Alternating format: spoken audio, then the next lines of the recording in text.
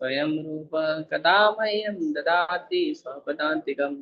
वन्देऽहं श्रीगुरो श्रीयुतापदकमलं श्रीगुरून् वैष्णवांश्च श्रीरूपं साग्रजातं सहगणरघुनाथान्वितं तं सजीवम् साद्वैतं सावधूतं परिजनसहितं कृष्णचैतन्यदेवं श्रीराधा कृष्णपादान् सह गणललिता श्रीविशाखान्तां च नमो विष्णुपादाय कृष्णपृष्ठाय भूतले श्रीमते भक्तिवेदान्त स्वामिनिति नामिने नमस्ते सारस्वते देवी गौरवाणी प्रचारिणे निर्विशेष शून्यवादी पाश्चात्य देशतारिणे नमो विष्णुपादाय कृष्णपृष्ठाय भूतले श्रीमते भक्ति सिद्धांत सरस्वती नामिने श्रीवार्षभानवी देवी दयिताय कृपाब्धये कृष्ण संबंध विज्ञान दायिने प्रभवे नमः माधुर्योज्वल प्रेमाढ्य श्रीरूपांग भक्तिदा श्री गौर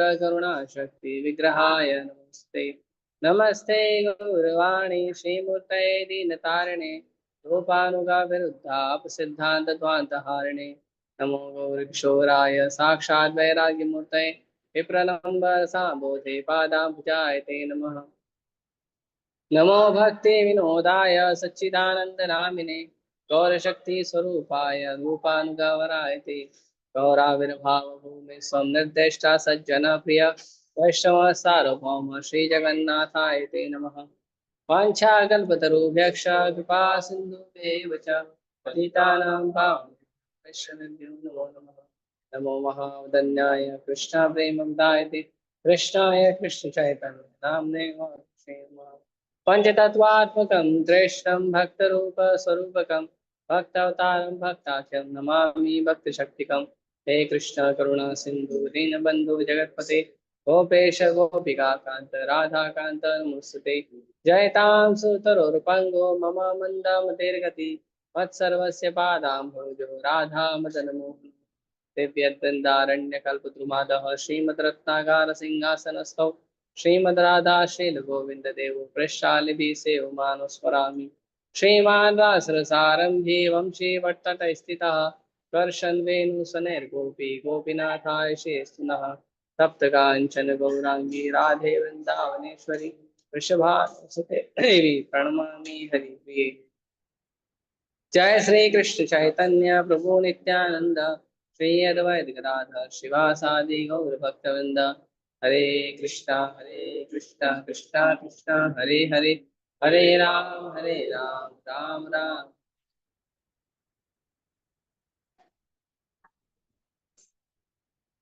हरे कृष्ण।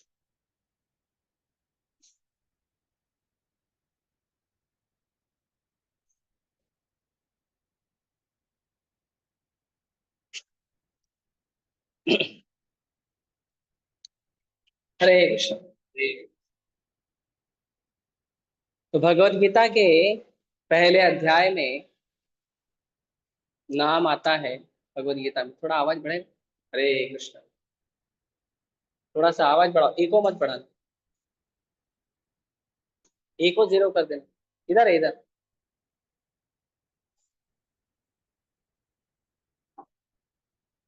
हरे कृष्ण।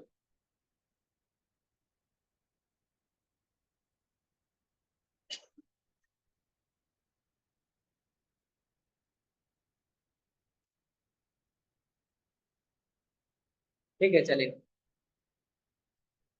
तो भगवत गीता के पहले अध्याय में भगवान कृष्ण और अर्जुन के संवाद में संजय बताते हैं, धृतराष्ट्र ने पूछा कि दोनों मेरे बच्चों ने और पांडवों के बच्चों ने कुरुक्षेत्र के युद्ध भूमि में क्या किया। तो ये पूछ रहे हैं धृतराष्ट्र। संजय वहां पे पूरा निरीक्षण बताते हैं, क्या हो रहा है, कैसे हो रहा है। तो उसमें एक जगह संजय बताते हैं कि अर्जुन का रथ के बारे में। तो संजय बताते हैं कि अर्जुन का रथ कैसा है, कपी ध्वजा। कपी ध्वजा का मतलब होता है कि उसके रथ, जो ध्वजा का मतलब होता है झंडा, फ्लैग, और कपि मतलब वानर। तो उनके जो ध्वज है उसके ऊपर कौन है? वानर है। अभी कोई भी वानर का फोटो तो नहीं लगाता है, लेकिन एक है वानर जो आदर्श है, उनका फोटो लगाया जाता है। तो वानर का मतलब जो होता है, वानर का मतलब बंदर नहीं होता है। बंदर अलग होते हैं, वानर अलग होते हैं। बंदरों में भी लगभग 425 प्रजाति होती है। तो जो वानर होते हैं वो मनुष्य होते हैं, तो बंदर नहीं होते। ये लोग जंगल में रहते हैं। वानर एक विशेष प्रकार का जंगल है, वहां रहते हैं, और ये मनुष्य की तरह दिखते हैं। केवल हनुमान जी ही नहीं, सुग्रीव, वाली, ये सब भी वानर ही थे।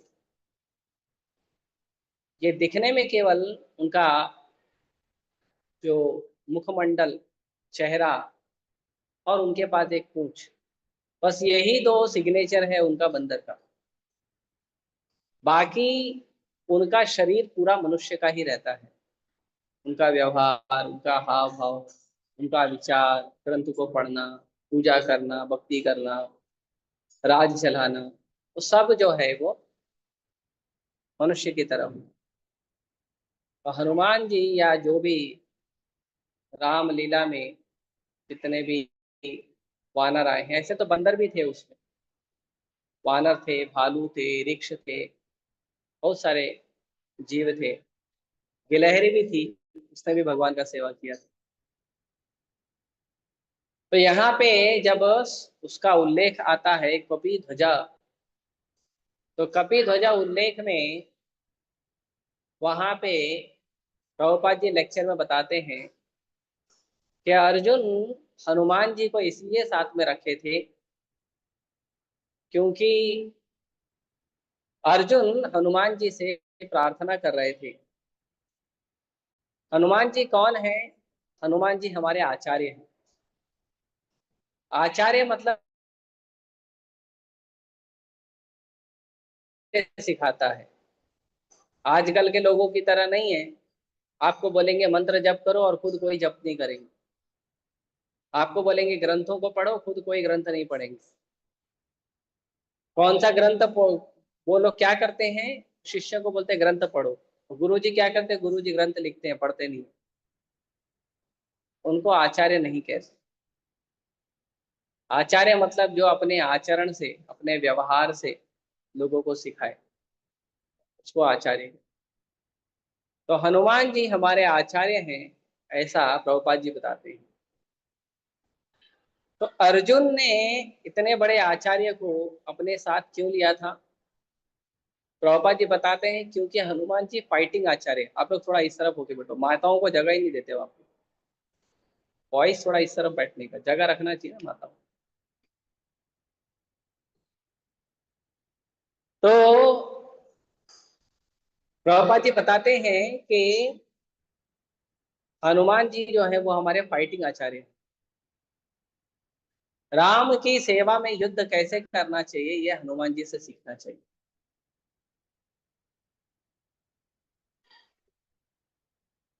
तो अर्जुन हनुमान जी को इसलिए रखे थे साथ में। अर्जुन प्रार्थना कर रहे थे हनुमान जी से कि जिस प्रकार आपने भगवान राम का सेवा किया भक्ति भाव से, ऐसे ही मैं भी राम का सेवा करूं, और राम मेरे साथ हैं। हनुमान जी जब सेवा कर रहे थे तो हनुमान जी भगवान राम का सेवा कर रहे थे। वही राम अब कुरुक्षेत्र की युद्ध भूमि में अर्जुन के साथ हैं। वही राम, वही भगवान श्री राम कुरुक्षेत्र की युद्ध भूमि में अर्जुन के साथ हैं। तो अर्जुन प्रार्थना कर रहे थे कि आप इतने बड़े आचार्य हैं। हनुमान जी फाइटिंग के तो आचार्य हैं, नवधा भक्ति में हनुमान जी दास्य भाव के आचार्य हैं। भक्ति 9 प्रकार से, भक्ति के 9 प्रकार से भक्ति होती है। प्रहलाद महाराज बताते हैं, श्रवणम कीर्तनम विष्णु स्मरणम पाद सेवनम अर्चनम वंदनम साक्ष्यम दास्यम आत्मनिवेदनम। तो इसमें आखिरी के जो दो हैं, एक है दास्यम और एक है उससे सबसे लास्ट आत्मनिवेदनम। तो जो दास्यम के आचार्य हैं, दास्यम के आचार्य हैं हनुमान जी। हनुमान जी सिखाते हैं कि एक अच्छा सेवक कैसा होता है। तो हनुमान जी के गुणों से कई वस्तु हम सीखते हैं।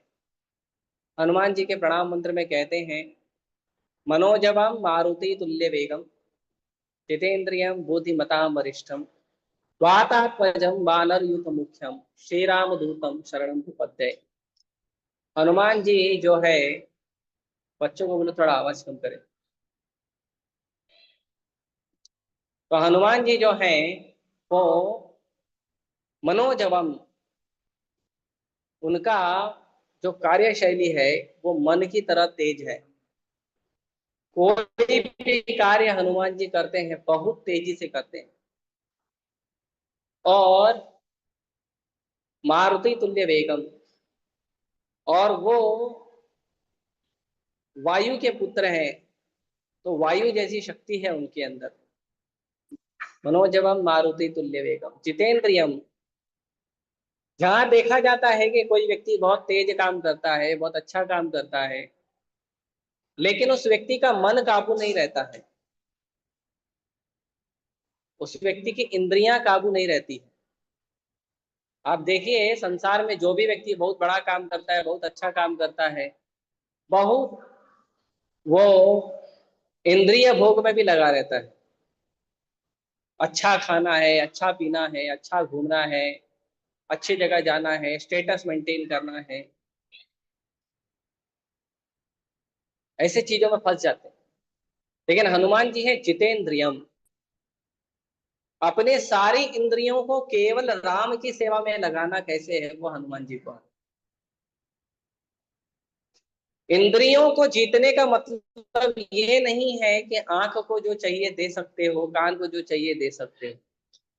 इंद्रियों को जीतने का मतलब है कि इंद्रियां कुछ मांग रही है, उसको चेक करना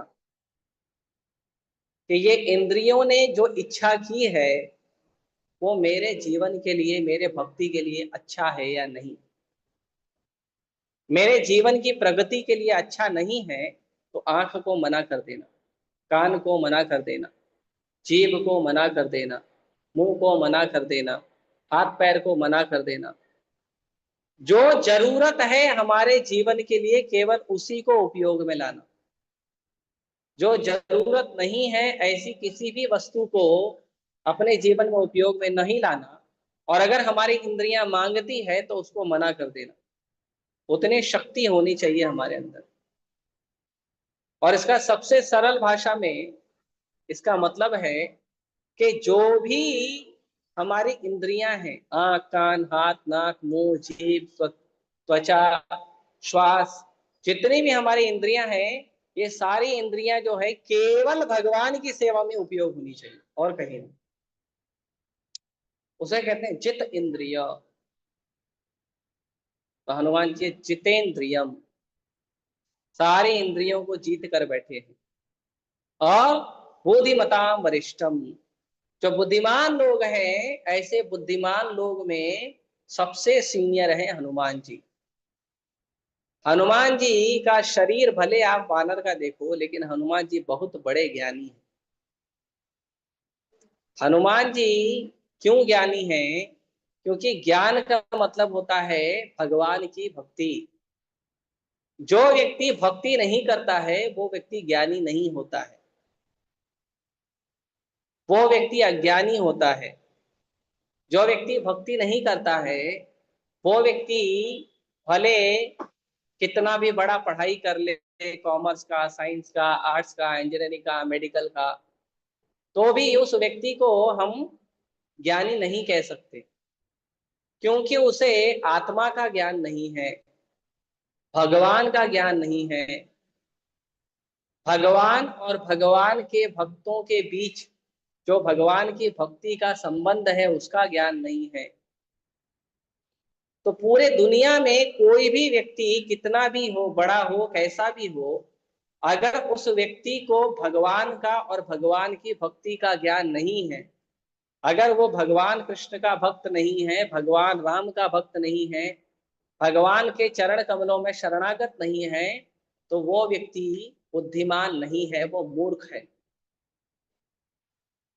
और प्रभुपाद जी उसको मूर्ख नहीं कहते हैं, मूर्ख को भी आप ज्ञान दे सकते हो, लेकिन ये जो आजकल के ज्ञानी लोग हैं ये मूर्ख नहीं है, ये धूर्त है। मूर्ख और धूर्त में फर्क देखिए। कोई व्यक्ति अज्ञानी है, मूर्ख है, लेकिन नम्र होता है, ठीक है ज्ञान दे दो मैं सुधर जाऊं, उसको मूर्ख कहते हैं। जो धूर्त होता है उसको पता है कि मैं काम गलत कर रहा हूं, मैं सही ज्ञान देके सुधरना चाहिए, सुधर सकता हूं, लेकिन वो जानबूझ के इंद्रिय तृप्ति करने के लिए नहीं सुधरता है, इसके लिए उसको धूर्त बोलते हैं। उसको पता है सुधरना चाहिए, उसको पता है वो गलत कर रहा है, लेकिन जानबूझ के वो गलत को और गलत करते जाता है अपनी इंद्रिय तृप्ति करने के लिए। और हनुमान जी ज्ञानियों में सर्वश्रेष्ठ इसलिए हैं, बुद्धिमता वरिष्ठम, क्योंकि हनुमान जी भगवान श्री राम के न केवल भक्त हैं, न केवल सेवक हैं, बल्कि प्रिय सेवक हैं। हमें राम अच्छे लगते हैं, हमें राम प्रिय लगते हैं, ये एक बात है। राम को आप प्रिय लगते हो, ये सर्वोत्तम बात है। तो हनुमान जी, राम जो है हनुमान जी को प्रेम करते हैं, ऐसे सेवक है। वातात्मजम वानरी उत मुख्यम, हनुमान जी जो हैं वायु के पुत्र हैं, और जितने भी वानर हैं सारे वानरों में मुख्य वानर हैं हनुमान जी। इसीलिए सबसे मुख्य सेवा हनुमान जी की, अ, रामायण की सबसे मुख्य सेवा जो है हनुमान जी ने की, सबसे मुख्य सेवा। श्री राम दूतम शरणम प्रपद्ये, भगवान श्री राम के ऐसे दूत को हम शरण लेना चाहिए, उनका आश्रय लेना चाहिए। और एक मंत्र है हनुमान जी का,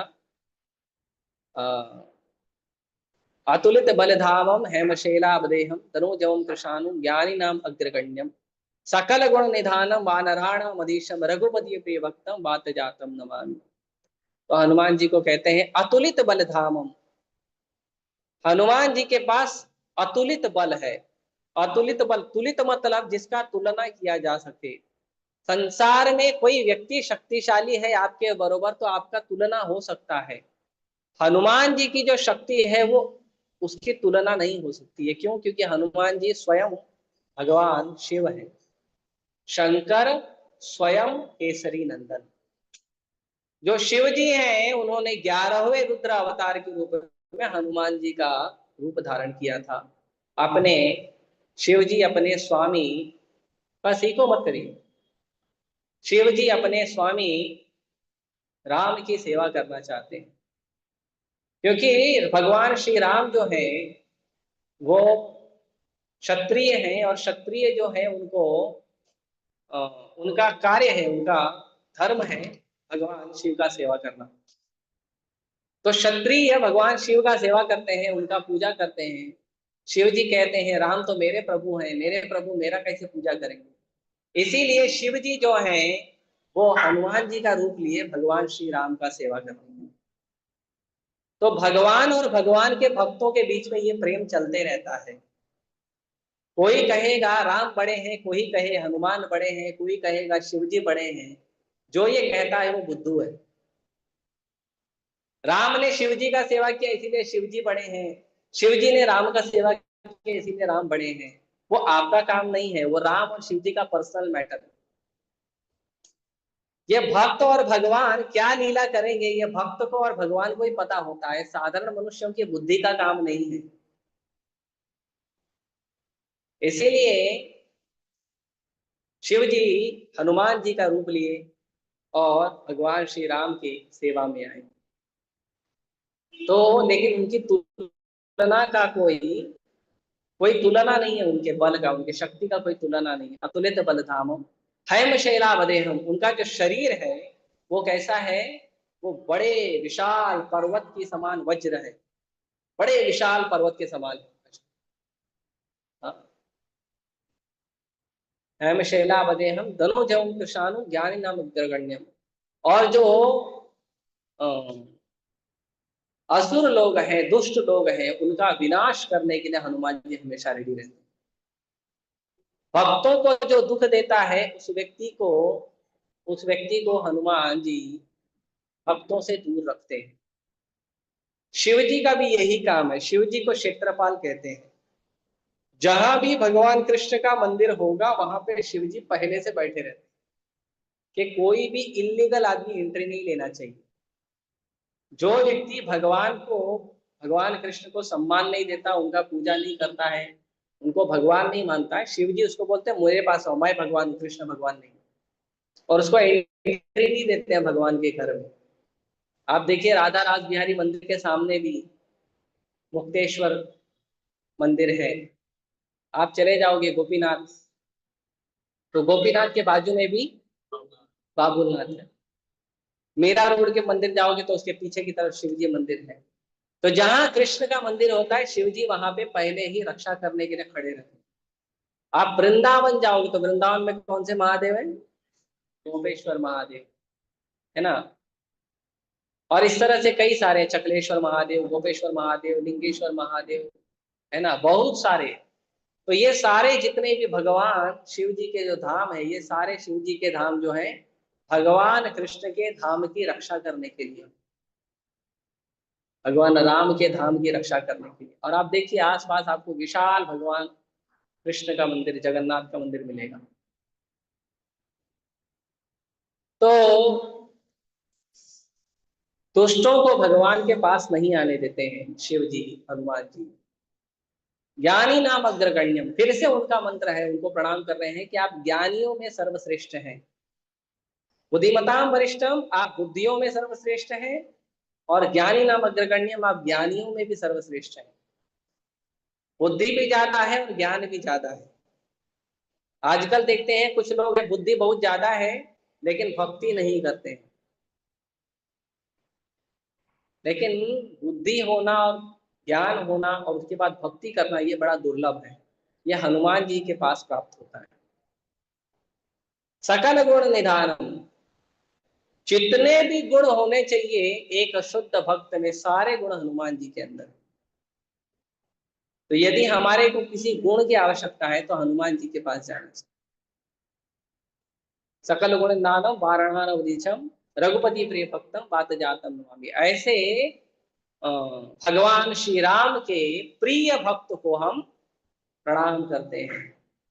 तो हनुमान जी जो हैं वो इतने विशेष भक्त हैं भगवान श्री राम के। तो ऐसे हनुमान जी की तो बहुत सारी लीलाएं हैं।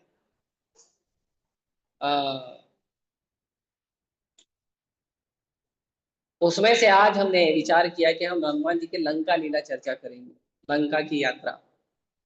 क्योंकि एक सबसे विशेष सेवा जो है रामायण में हनुमान जी के पास जो आई वो है लंका यात्रा।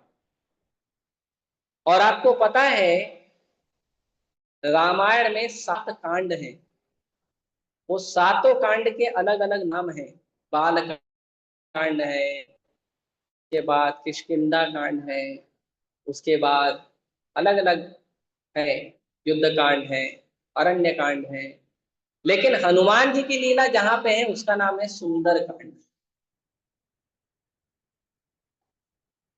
हनुमान जी की जहाँ पे लीला है उसका नाम है सुंदर कांड। इसीलिए आप देखिए मंगलवार को, शनिवार को कई भक्त जो है हनुमान जी के प्रसन्नता के लिए सुंदर कांड पढ़ते हैं।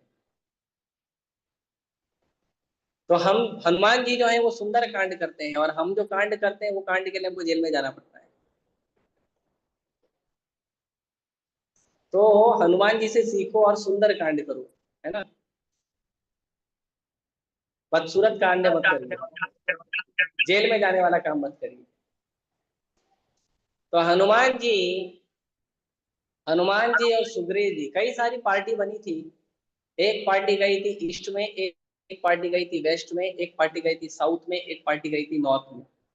और सबको बोला गया था पता लगा के तुरंत वापस आइए। तो सारी पार्टी जो है वो पता लगा के वापस आ गई, पता नहीं मिला। लेकिन एक पार्टी हनुमान जी और अंगद, ये दोनों जब गए थे तो ये दोनों को पता नहीं मिला और आगे आगे जा रहे थे। तो जब ये आगे आगे जा रहे थे तो वहां पे इन्हें सब सब वानर भी थे, उनके पास टीम लेके गए थे, अंगद और हनुमान जी टीम लेके गए थे। तो आगे आगे जब गए तो समुद्र किनारे पहुंचे। तो जब सारे वानर समुद्र किनारे पहुंचे तो वहां पे एक बड़ा पक्षी था, गिद्ध, बड़ा गिद्ध था। और उस बड़े गिद्ध ने बोला कि बहुत दिनों से भूखा हूं, आज भगवान की कृपा से मुझे बहुत सुंदर भोजन प्राप्त हुआ है। ये जितने भी वानर और भालू हैं सबको खा जाऊंगा। तो अंगद जी और हनुमान जी ध्यान दिए कि एक बड़ा विशाल गिद्ध जो है वो बोल रहा है।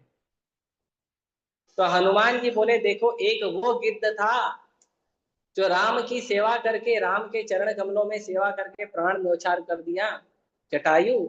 और एक ये गिद्ध है जो राम की सेवा रोकने का बात कर रहा है, राम के भक्तों को मारने का बात कर रहा है। तो जब उस गिद्ध ने सुना जटायु का नाम तो उन्होंने पूछा, क्या हुआ जटायु?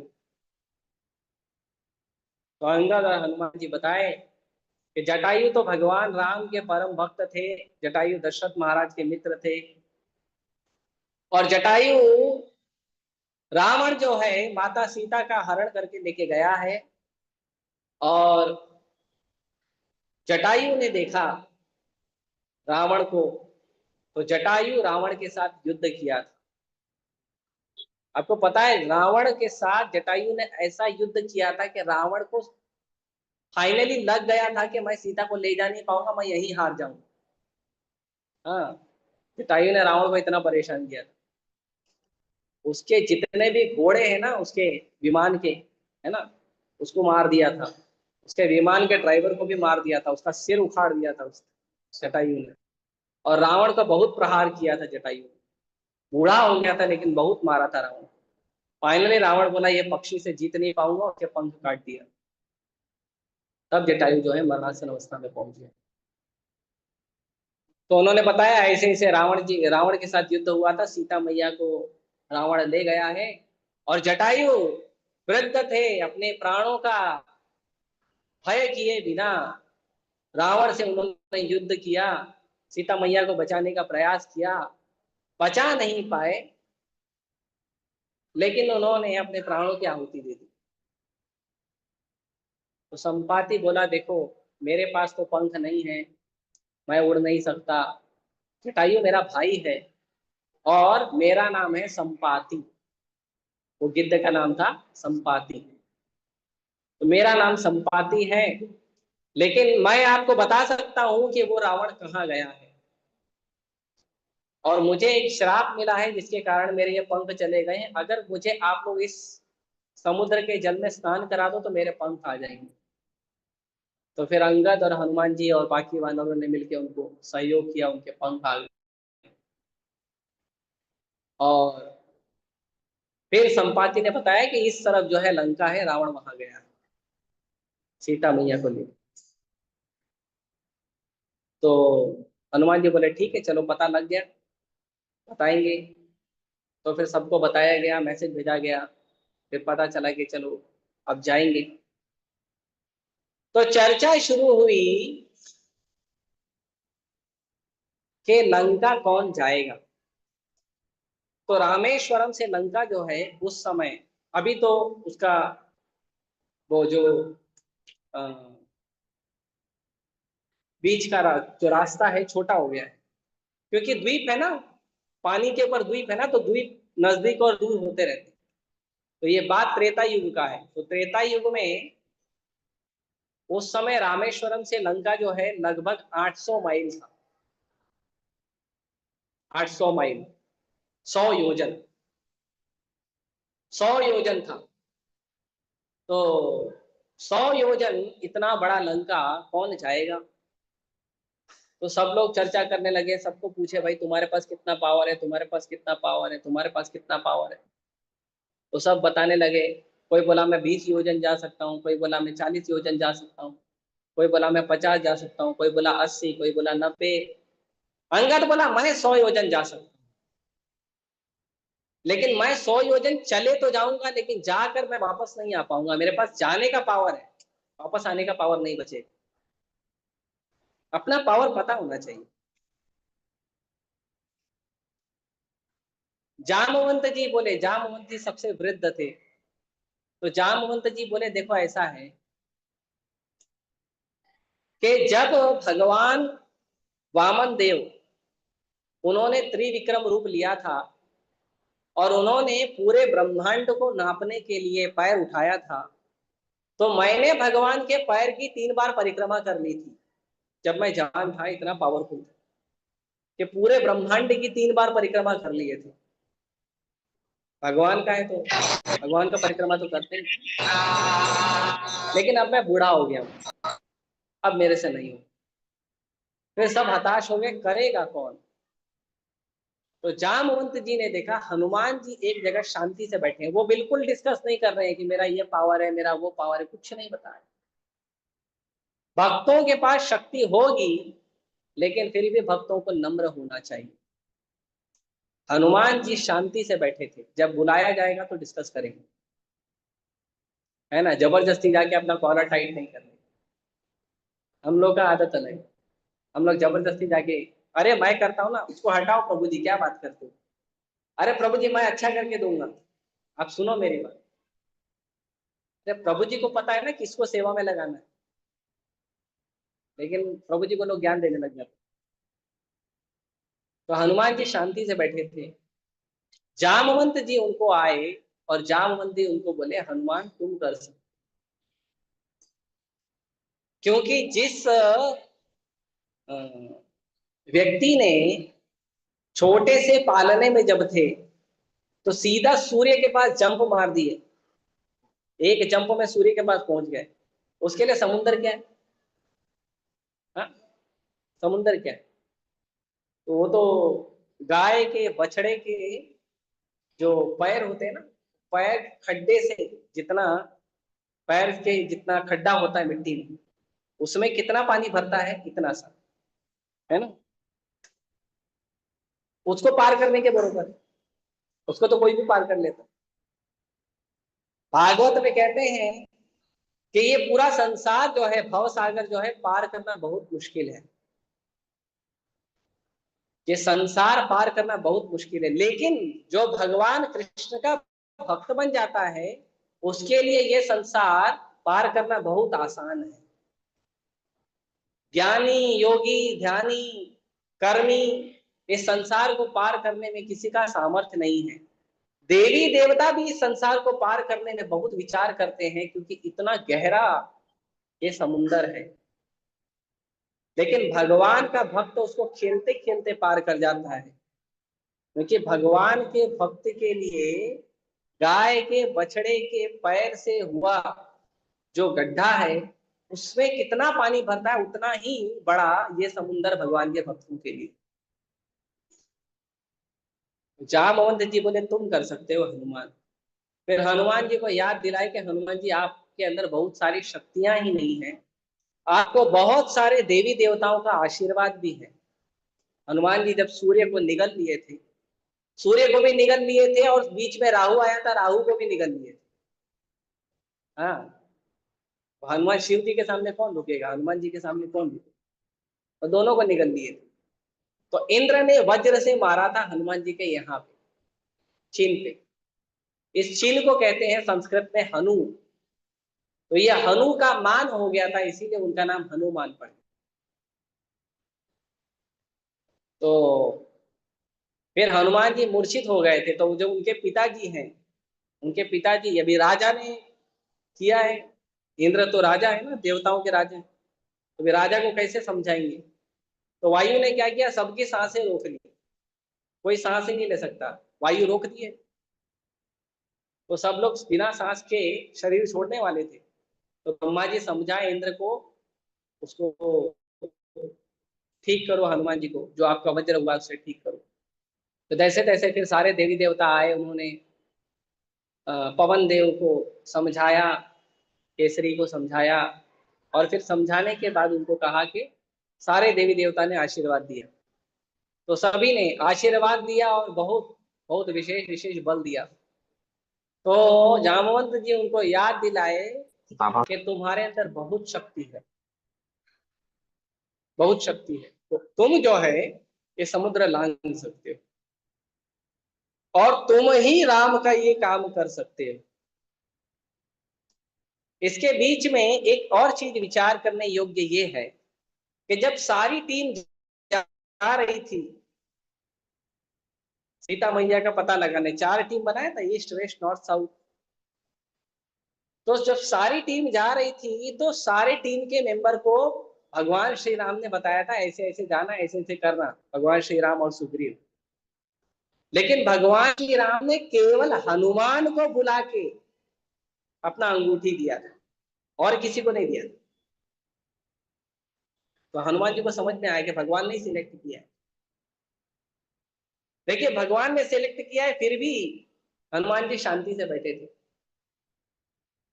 ये नहीं बोले भगवान ने मेरे को अंगूठी दिया मैं जाऊंगा, मैं मेरे को अथॉरिटी है। नहीं, जब सीनियर लोग होते हैं, जब वरिष्ठ लोग होते हैं, ज्ञान में वरिष्ठ होते हैं, उम्र में वरिष्ठ होते हैं, वहां पे नम्र स्वभाव रखना चाहिए। वहां पे हमें अपना स्वभाव जो है ना, एकदम से मुझे ये आता है, मुझे ये अथॉरिटी है, मैं इतना पावरफुल है, ये सब बात नहीं करना चाहिए। ज्ञानी का पहचान है कि ज्ञानी नम्र होता है। अगर आप नम्र नहीं हो तो आप ज्ञानी नहीं हो। विद्या विनय संपन्ने, यदि आपके पास विद्या है तो उसके साथ विनय भी होना चाहिए। अगर विद्या है लेकिन विनय नहीं है तो आप एक अहंकारी व्यक्ति हो, ज्ञानी नहीं। तो ये हनुमान जी से सीखने मिलता है। हनुमान जी बोले ठीक है। हनुमान जी महेंद्र पर्वत के ऊपर चढ़ गए और महेंद्र पर्वत से हनुमान जी ने बहुत तेज छलांग मारी। इतनी तेज छलांग मारी कि जो महेंद्र पर्वत था वो अंदर धंस गया, क्योंकि 100 योजन जाना है ना, तो जंप भी इतना पावरफुल होना चाहिए। उसके ऊपर के जितने भी वृक्ष थे, वृक्ष के फल पत्ते सब एकदम उड़ के आकाश में आ गए, और जो उसपे जीव जंतु थे वो एकदम घबरा गए, भूकंप आ गया और हनुमान जी उड़ गए। तो जब हनुमान जी उड़े तो हनुमान जी जाना शुरू कर दिए, बहुत स्पीड में, फुल स्पीड में जा रहे थे भगवान की सेवा करनी। तो उसके बीच में 3 हनुमान जी का टेस्ट हुआ। ये 3 टेस्ट जो है ये हमारे लिए बहुत बड़ी शिक्षाएं हैं, और इस 30 इन शिक्षाओं को हम आज थोड़ा चर्चा करें, ठीक है। तो सबसे पहली शिक्षा है जामवंत जी और हनुमान जी का संवाद। जामवंत जी जो हनुमान जी से बात किए, तो जामवंत जी हनुमान जी को एहसास कराए कि तुम ये काम कर सकते हो। तो जामवंत जी कौन है हमारे जीवन में? जामवंत वो व्यक्ति होते हैं जो हमारे गुरु होते हैं, या जो हमारे गाइड होते हैं, या कुछ सीनियर डिवोटी जो हमारा ध्यान रखते हैं भक्ति में। ये जामवंत की तरह होते हैं। हमको नहीं पता हम जप कर सकते हैं कि नहीं, हम ग्रंथ पढ़ सकते हैं कि नहीं, हम साधना कर सकते हैं कि नहीं, हम सुबह उठ सकते हैं कि नहीं। अभी इस्कॉन में जब लोग आते हैं, कभी कभी लोग नए नए मिलते हैं, बोलते हैं और स्वामी जी बताइए आपका दिनचर्या कैसा है। तो दिनचर्या में हम बोलते हैं सबसे पहले कि हम सुबह 3 बजे उठते हैं। माँ स्वामी जी 3 बजे? हम तो सोते हैं 3 बजे। बहुत टेंशन हो जाता है उनको। तो कई लोग तो इस्कॉन में इसीलिए आकर रुकना नहीं चाहते हैं कि 3 बजे कौन उठेगा। डर जाते हैं लोग, 3 बजे कौन उठेगा, 3 बजे नहीं उठ सकते। तो हमको ये विश्वास नहीं होता है खुद पे। तो कभी कभी तो कुछ लोग बोलते हैं अरे प्रभु जी मैं चैलेंज करता हूँ, आप मेरे को 9 बजे सुनाओ चाहे 8 बजे सुनाओ, 3 बजे तो मैं उठ ही नहीं सकता। लेकिन मंदिर का वातावरण ऐसा है, आप 9 बजे सो जाओ, 10 बजे सो जाओ, 11 बजे सो जाओ, 12 बजे सो जाओ, अपने आप 3 बजे सो जाओ। क्यों? क्योंकि वो पूरा सात्विक वातावरण है। उसका प्रभाव पड़ता है। इसीलिए आप सबसे निवेदन है, प्रयास करो, जब आपको मौका मिले मंदिर में आना चाहिए, मंदिर में रुकना चाहिए, मंगला आरती करना चाहिए, कभी कभी करने का प्रयास करना चाहिए। और अगर वहां नहीं कर सकते हो तो कम से कम सुबह उठ के आइए शिव जी के पास। यहाँ पे राधा रास बिहारी सीता राम लक्ष्मण हनुमान है, शिव जी हैं, इनके पास बैठ खड़े होकर मंगल आरती करिए। कम से कम इतना तो करिए। मंदिर बहुत है हमारे पास, लेकिन भजन करने वालों की कमी हो गई आज। तो ये जो हमें हमारी शक्ति का एहसास कौन कराता है? ये गुरु कराते हैं, ये हमारे गाइड, हमारे मेंटर कराते हैं। आपको बताते हैं कि आप जब कर सकते हो। जब हम एक माला दो माला करते हैं तो हम पूछते हैं अच्छा एक बात बताओ कितना माला करना होता है? तो हम बोलते हैं 16 माला। 16 माला कैसे होता है प्रभु जी? 16 माला को तो कितना टाइम लग जाएगा। मेरा तो एक माला करने को 10 मिनट लगता है, 16 मतलब 160। 2 मिनट 40, 2 घंटा 40 मिनट नहीं होगा। लेकिन वो आपको बोलते नहीं कर सकते हो। तो कई सारे भक्ति के कार्य जो हम नहीं कर सकते हैं, वो हमको एहसास दिलाते हैं, कॉन्फिडेंस देते हैं, उत्साह देते हैं। वो जामवंत की तरह होते हैं। हमारे जितने भी आसपास जो भक्त हैं, जो सीनियर डिवोटी है, जो मेंटर है, गाइड है, वो हमको उत्साह देते हैं, सिखाते हैं। तो उसके लिए उसे हमको पॉजिटिव लेना चाहिए कि हमको इस तरह से सिखाया जाएगा, आगे बढ़ाया जाएगा। कभी कभी हम गलती कर देंगे, लेकिन उसका मतलब नहीं है कि हम आगे नहीं बढ़ सकते। चलते चलते कभी आदमी गिर जाता है, उसका मतलब नहीं है कि वो गिर गया तो हमेशा के लिए गिर गया, अभी सड़क वहीं पे गड्ढा खोद गया, वहीं अपना जीवन बिताएगा, ऐसा करते हुए नहीं, आगे बढ़ता है ना। खड़ा हो गया, गिर गया तो उठ के खड़ा होके आगे बढ़। तो ये चीज सीखना चाहिए। फिर हनुमान जी जब उड़े तो हनुमान जी के सामने एक पर्वत आ गया समुद्र के बीच में। वो पर्वत समुद्र में था नहीं, मतलब समुद्र के ऊपर था नहीं। जब हनुमान जी उड़े तो हनुमान जी को देख के बीच में आ गया। और हनुमान जी फुल स्पीड में जा रहे थे, हनुमान जी का उस पर्वत के साथ टक्कर हो गया। और पर्वत को कुछ हुआ नहीं, मतलब हनुमान जी को कुछ हुआ नहीं, पर्वत को ज्यादा कुछ नहीं हुआ, लेकिन टक्कर वो जबरदस्त हुई। तो हनुमान जी बोले कौन हो आप? और वो पर्वत ऐसा हाथ जोड़ के खड़ा था। तो हनुमान जी बोले आप कौन है और ऐसे बीच में क्यों आ गए? तो पर्वत ने कहा मेरा नाम है मैनाक, और मुझे आपके पिताजी ने एक बार हेल्प किया था। क्या हेल्प किया था? तो पहले जितने भी पर्वत होते थे ना, उनके पंख होते थे, और ये पर्वत उड़ते उड़ते कहीं भी जा सकते थे। लेकिन ये क्या करते थे, कभी कभी उड़ते उड़ते किसी गांव के ऊपर बैठ जाते थे, गांव चटनी हो जाता था नीचे। तो कंप्लेन पहुंचा इंद्र के पास, तो इंद्र क्या किया, अपने वज्र से सारे पर्वत के पंख काट दिए, जहां हो वहीं बैठे रहो, नुकसान कर रहे हैं ना। तो उसमें जो मैनाक है, मैनाक को वायु देवता बचा के समुद्र के अंदर लेके चले गए। तो वो तब से समुद्र के अंदर वरुण देव के पास रहते। तो वरुण जी ने कहा जाइए हनुमान जी का सेवा करिए, भगवान राम का सेवा करने जा रहे हैं।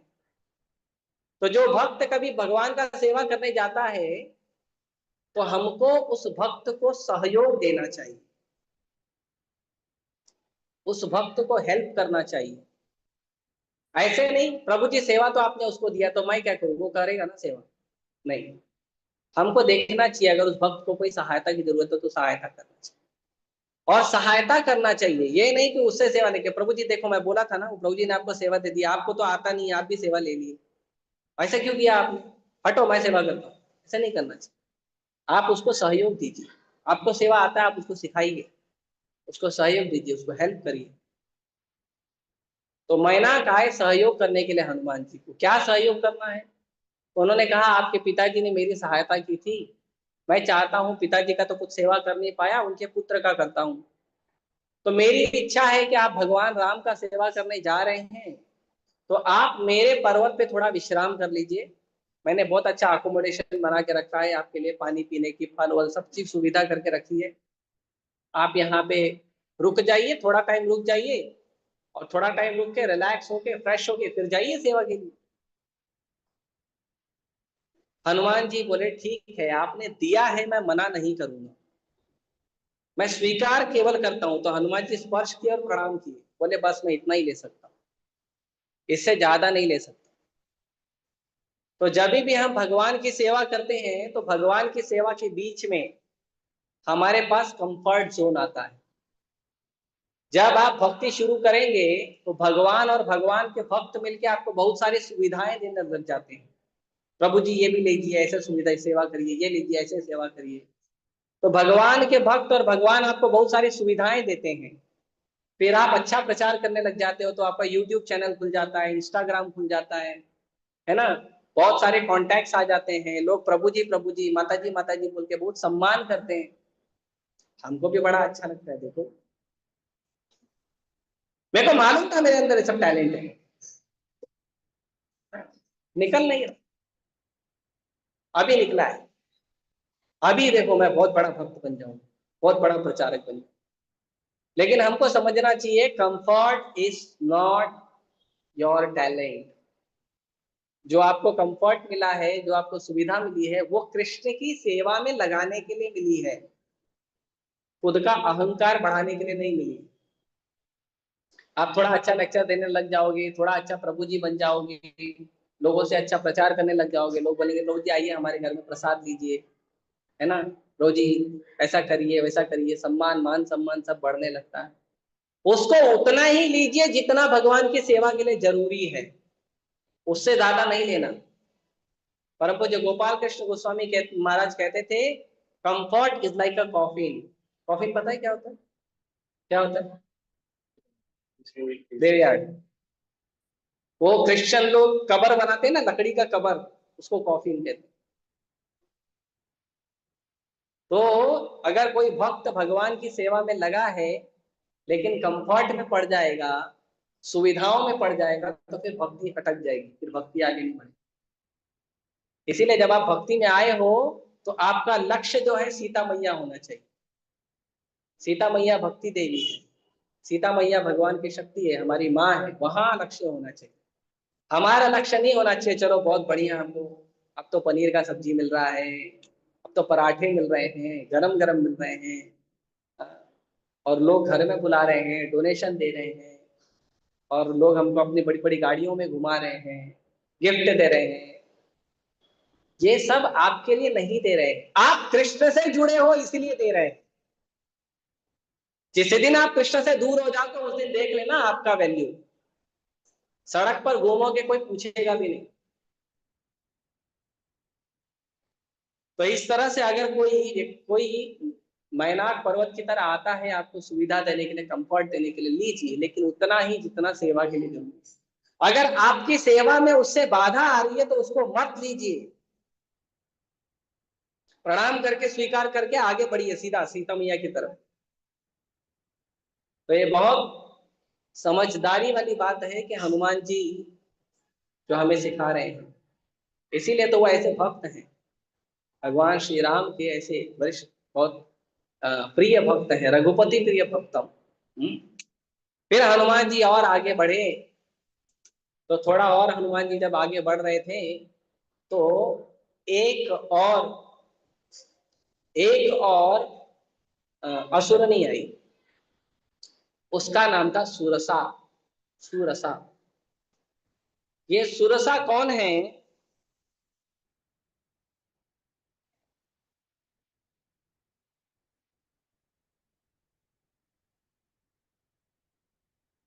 ये सुरसा दक्ष प्रजापति की पुत्री है।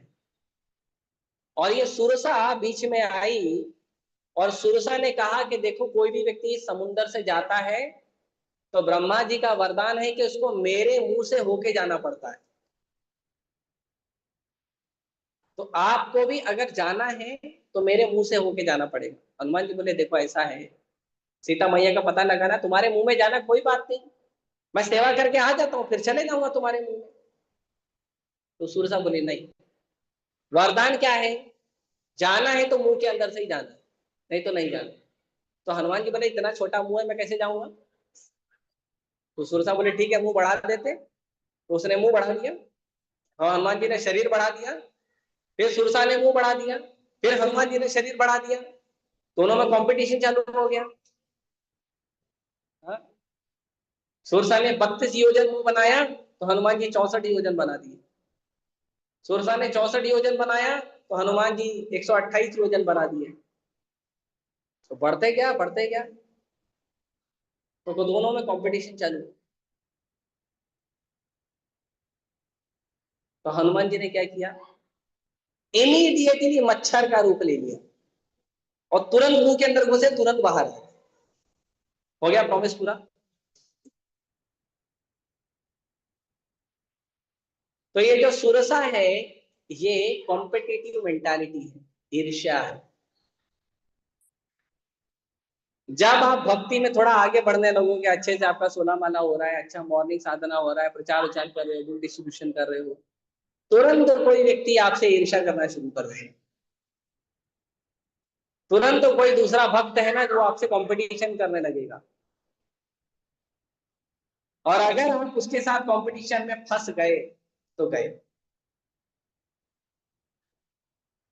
अगर आप सोच रहे हो कि मैं कंपटीशन कर रहा हूं, अच्छा है, मैं प्रूफ करके दिखाऊंगा, क्या बात करते हैं, अपने आप को प्रूफ करके दिखाओ, तो आप प्रूफ करते रहो, उधर ही जिंदगी खत्म हो जाएगी। सुरसा डबल बनाएंगे, हनुमान जी डबल बनाएंगे, फिर सुरसा डबल बनाएंगे, फिर हनुमान जी डबल बनाएंगे, वैसे ही होते रहे।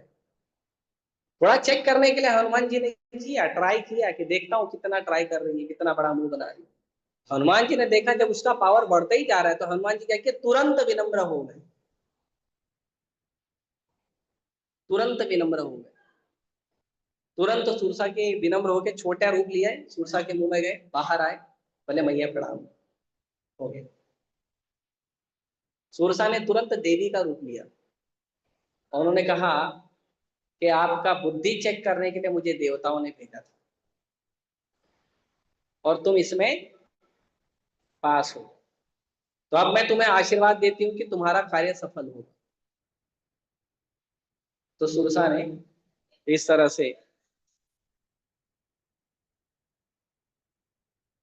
से सुरसा ने जो है हनुमान जी को जानी। सुरसा कॉम्पिटेटिव मेंटालिटी, ईर्ष्या नहीं, ईर्ष्या अब आगे आई।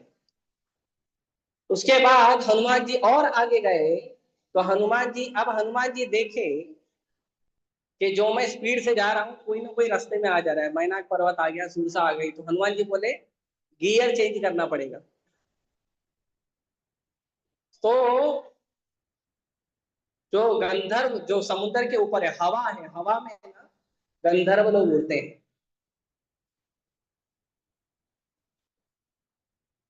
हवा में गंधर्व लोग उड़ते हैं। गंधर्व के ऊपर उड़ने का जो एरिया है वो है किन्नर का, ओरिजिनल किन्नर का। गंधर्व के बाद किन्नर, किन्नर के बाद उसके ऊपर उड़ते हैं वानर। वानर जो बताया मैंने। उसके बाद उसके ऊपर उड़ते हैं सिद्ध, जो सिद्ध लोग होते हैं।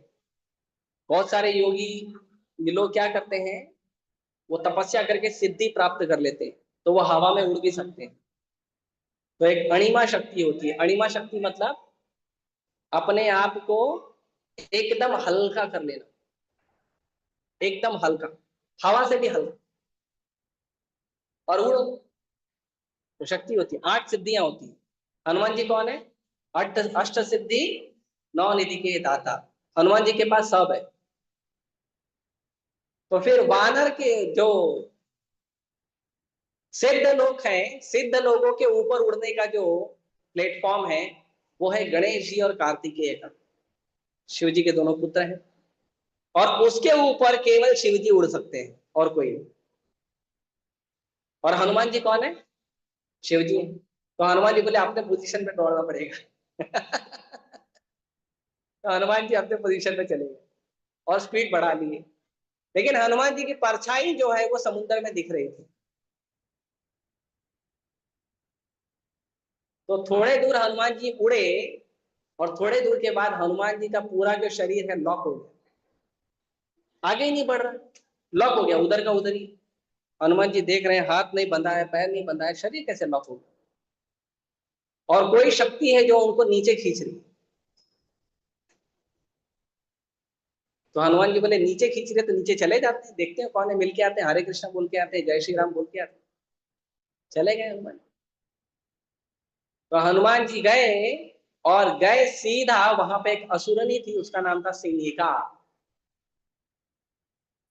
तो सिंहिका के पास गए हनुमान जी, एकदम बढ़िया फीस्ट बना के ऐसे, और एक घूंसा मारे, उसका हरि बोल कर दिया। और फिर तुरंत जो है वापस से अपने पोजीशन पे आ गए।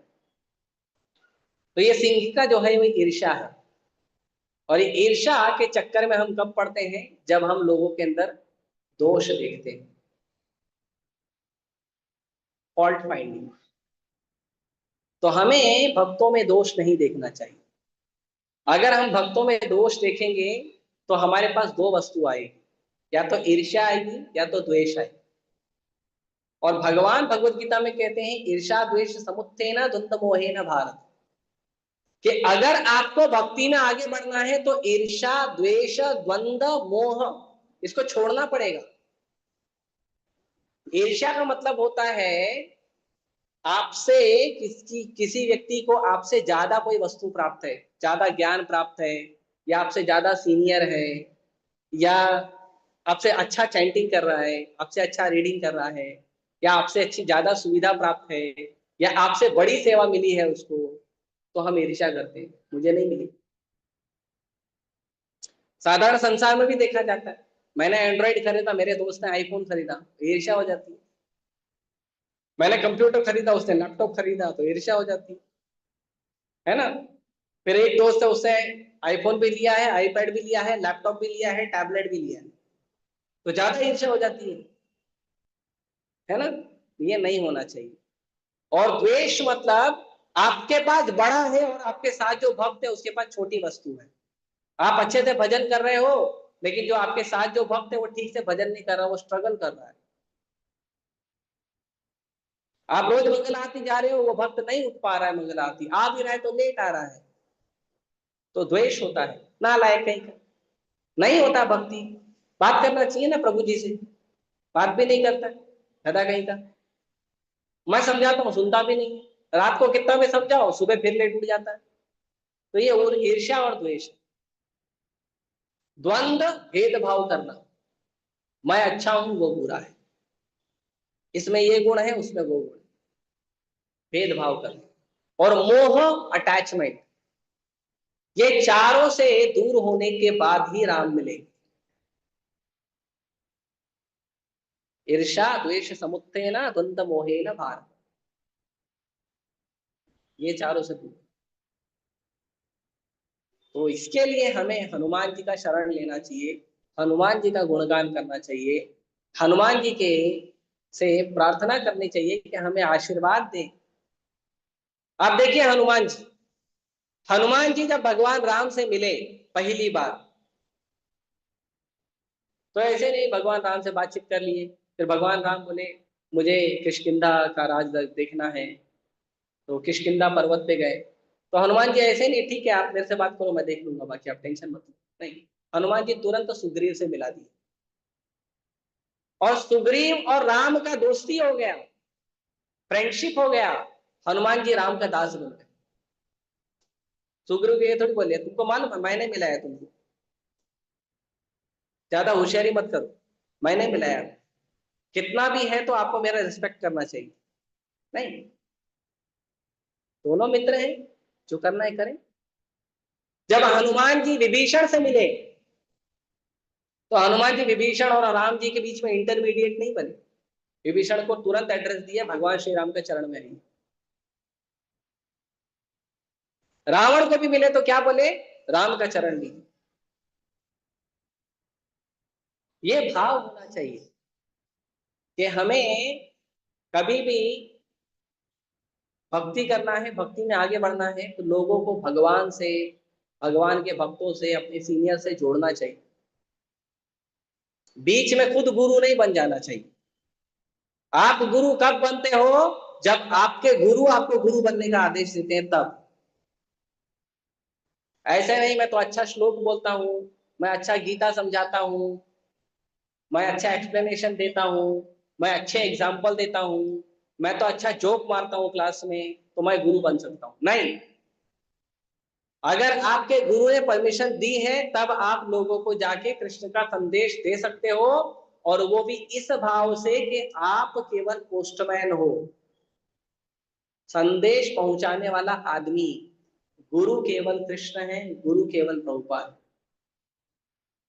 हम गुरु नहीं है, हम गुरु के दास हैं, गुरु के सेवक हैं, हम गुरु नहीं है। तो किस कभी मन में ये भावना नहीं आनी चाहिए। तो हमें हनुमान जी से प्रार्थना करनी चाहिए।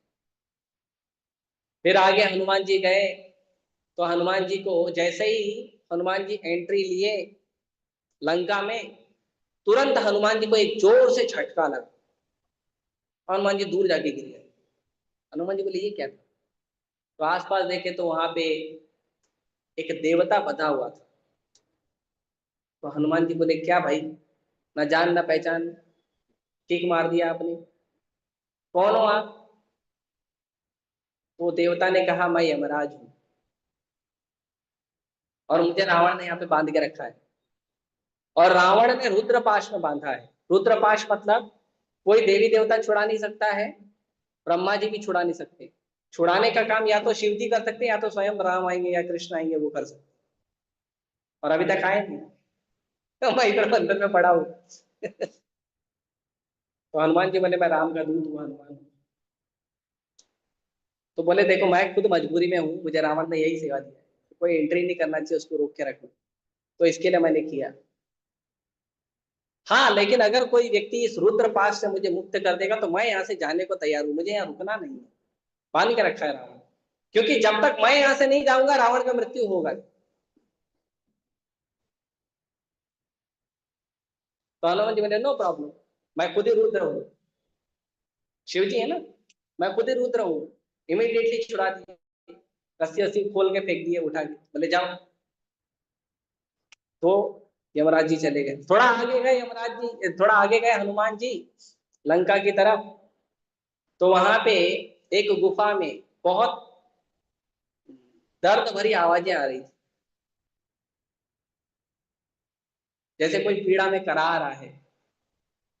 तो हनुमान जी बोले अभी यहाँ पे क्या प्रॉब्लम है, चलो चल के देखते हैं कौन चिल्ला रहा है, दर्द में कौन छटपटा रहा है।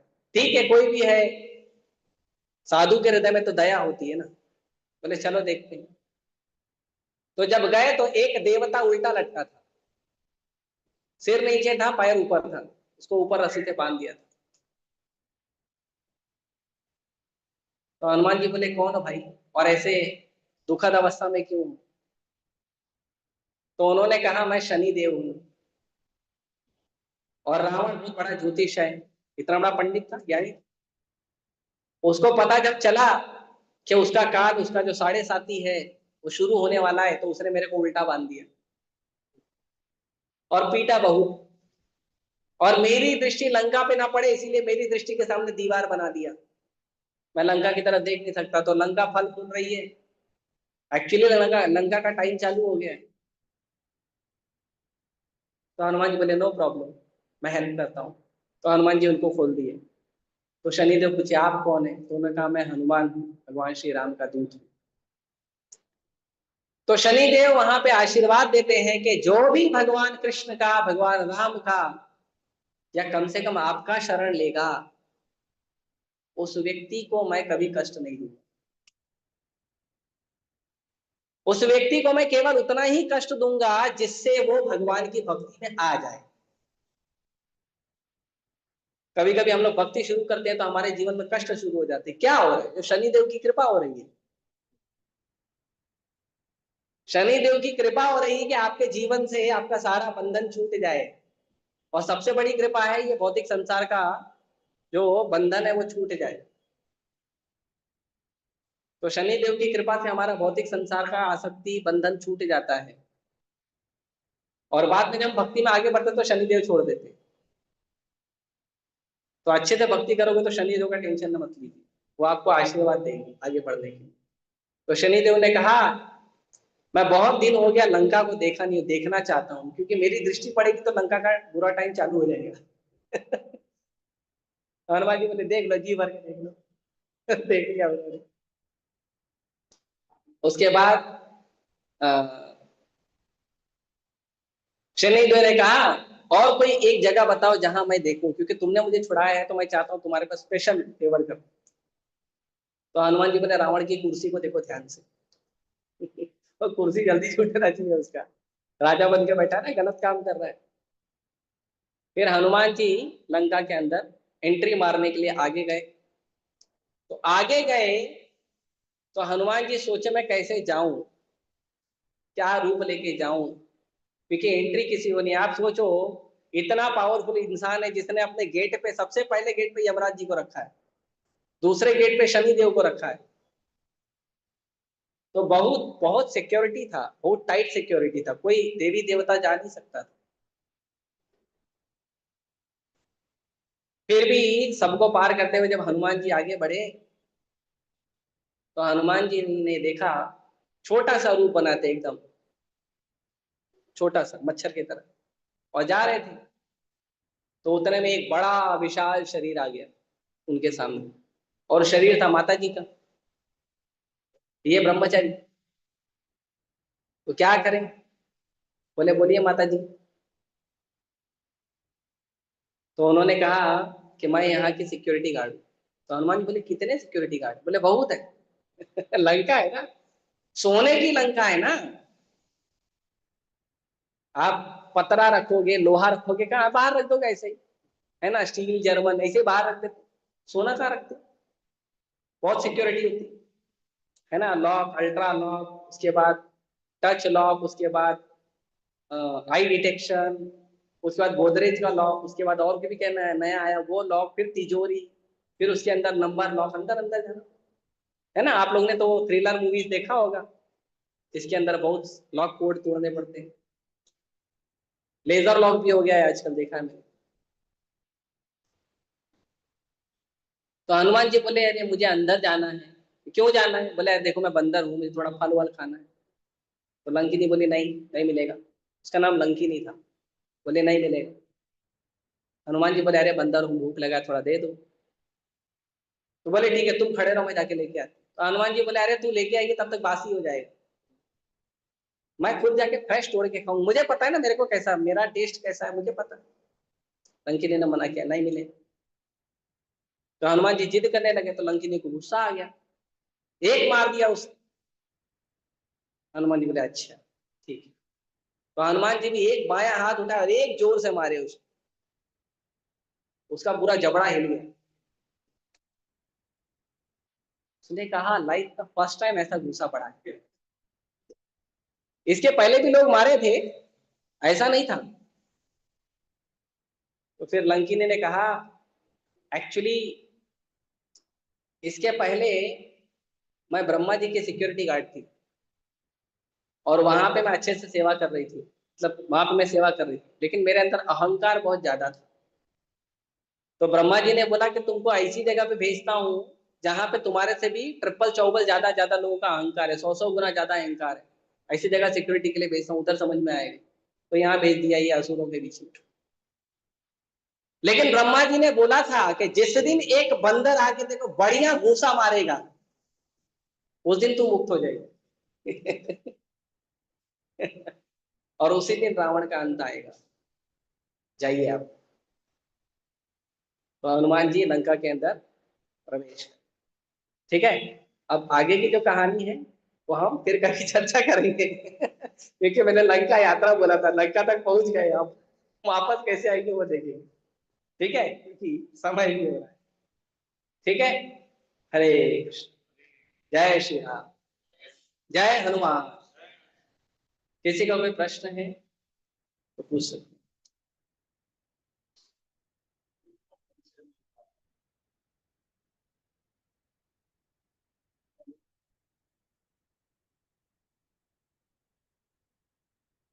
देखिए, हमारे जीवन में जो भी वस्तु हमारे पास है, उस वस्तु को पहले स्वीकार करने से पहले, सेवा में लेने से पहले हमारा एनालिसिस होना चाहिए।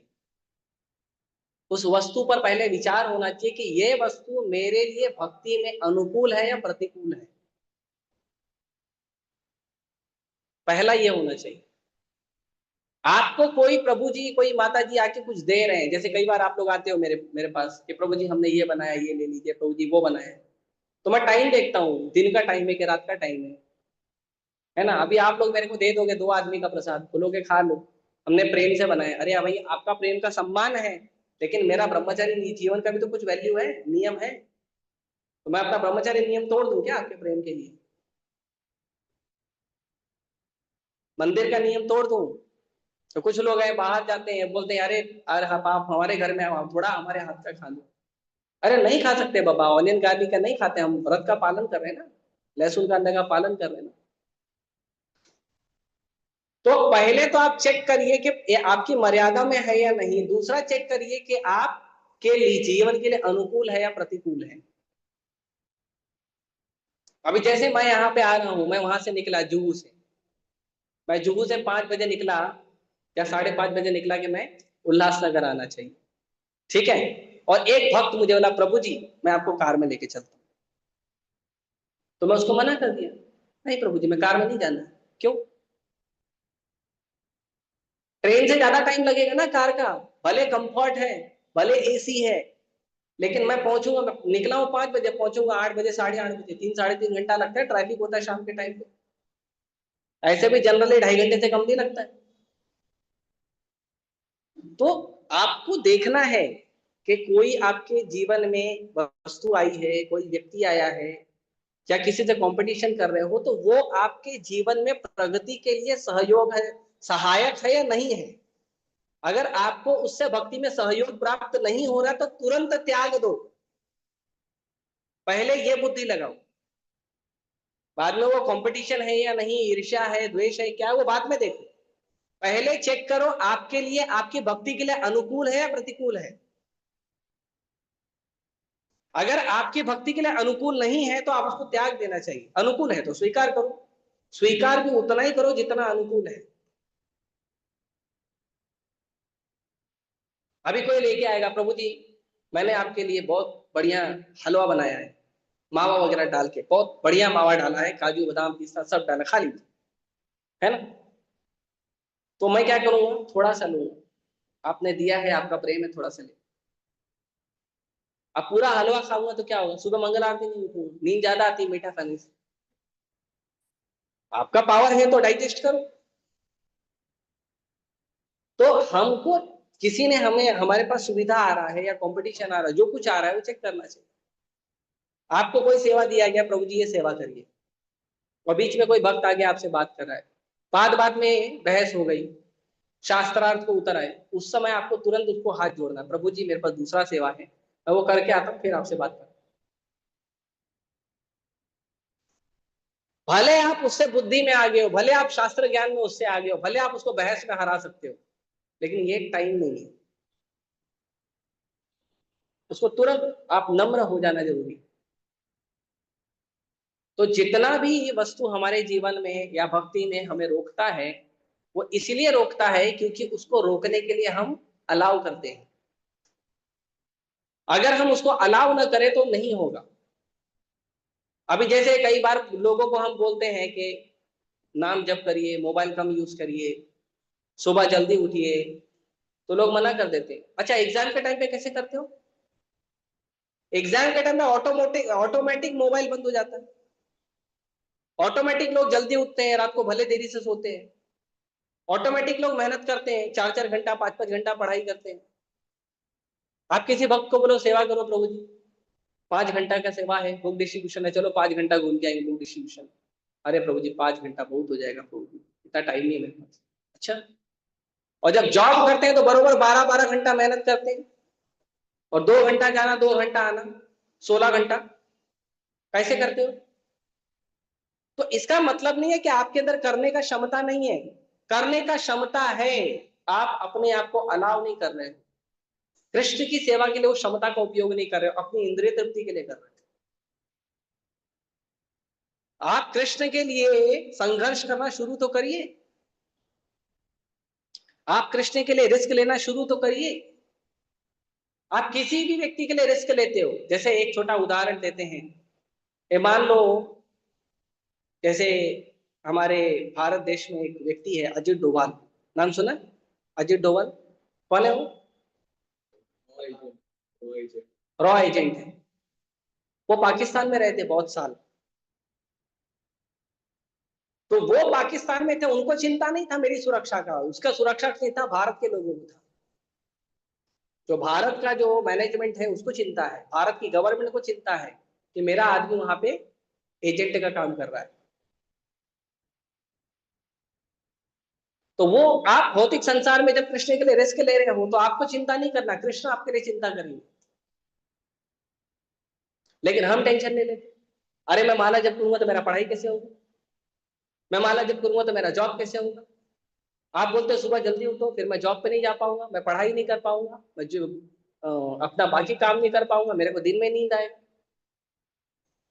अरे आप रिस्क लेना शुरू करो ना। राम केवल हनुमान के लिए है, राम सबके हैं। हम राम को अपने जीवन में आने के लिए रोक रहे हैं। हम राम के लिए रिस्क लेना नहीं चाहते, हम राम की सेवा करना नहीं चाहते, हम राम का नाम जप करना नहीं चाहते हैं, हम राम को जानना नहीं चाहते हैं। अभी मैं जितने कर्मी नाम लूंगा आप लोग सबका पूरे कैरेक्टरिस्टिक बता दोगे, चाहे वो क्रिकेट में हो, चाहे वो बॉलीवुड में हो, चाहे वो किसी नेता की पोजीशन पे हो, आप सबका बता दोगे, सबका चरित्र बता दोगे। क्यों? क्योंकि सुनते हो, उसके लिए टाइम निकालते हो उसका चरित्र जानने के लिए। लेकिन भगवान राम का, भगवान कृष्ण का लीला जानने के लिए, उनका चरित्र जानने के लिए बिल्कुल टाइम नहीं देते।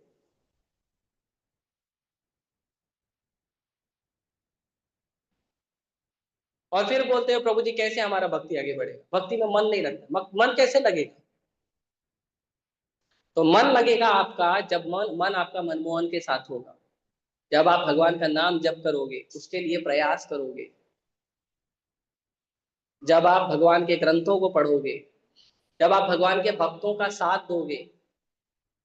हमको दुख लगता है, अरे मैं भगवान के भक्तों के साथ रहूंगा तो अ, मैं वहां पे टाइम नहीं दे पाऊंगा, अपने कर्मी दोस्तों को टाइम नहीं दे पाऊंगा। क्या मिलेगा आपको कर्मी दोस्तों से? टाइम पास करेंगे, थोड़ा हंसेंगे खेलेंगे, भगा देंगे आपको, और साथ में चाय भी पियेंगे तो अपना अपना कटिंग का पैसा खुद देना पड़ेगा। लेकिन भक्तों के साथ नहीं रहेंगे। अरे मैं नहीं जाऊंगा मोहित के पास, मोहित बैठा के जब कराता है, वो पास बैठा के गीता पढ़वाता है, मैं नहीं जाऊंगा उसके पास। हमारा गलती है। हमारे जीवन के अनर्थ हमको इसीलिए तंग कर रहे हैं क्योंकि हमने अपने जीवन के अनर्थों को प्रेम करना सीख गए हैं। आप राम से प्रेम करना शुरू करो, अनर्थ अपने आप भाग जाएंगे। प्रयास करिए। ठीक है। और कोई?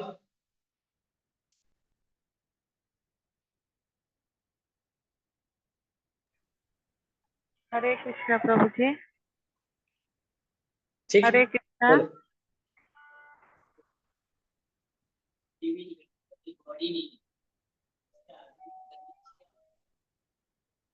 अगर आप उनको शांत करा सकते हो तो करो, नहीं तो शांत रहो।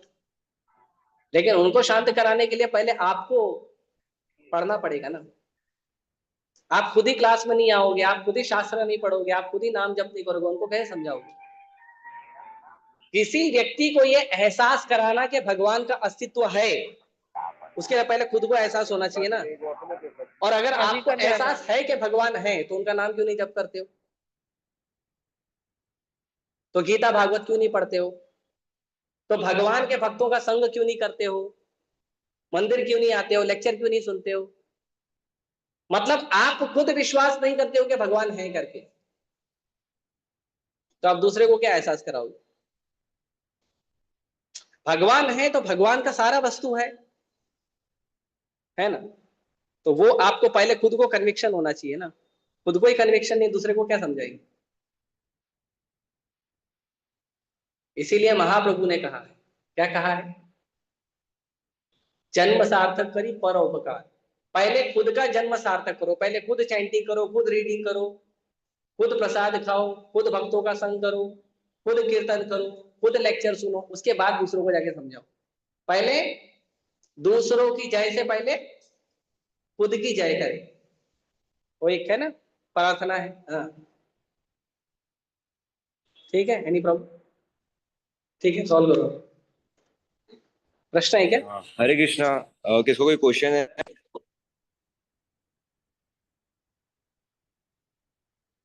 अभी कोई तो माता जी बोलो। हरे कृष्णा। ठीक है, उनको बोलो चैट में डाल दो। जिनका प्रश्न है ऑनलाइन नहीं बोल पा रहे, चैट में डाल दो, वहां पे हम आपको संपर्क कर लेंगे। ठीक है। हरे कृष्णा हरे कृष्णा कृष्णा कृष्णा हरे हरे, हरे राम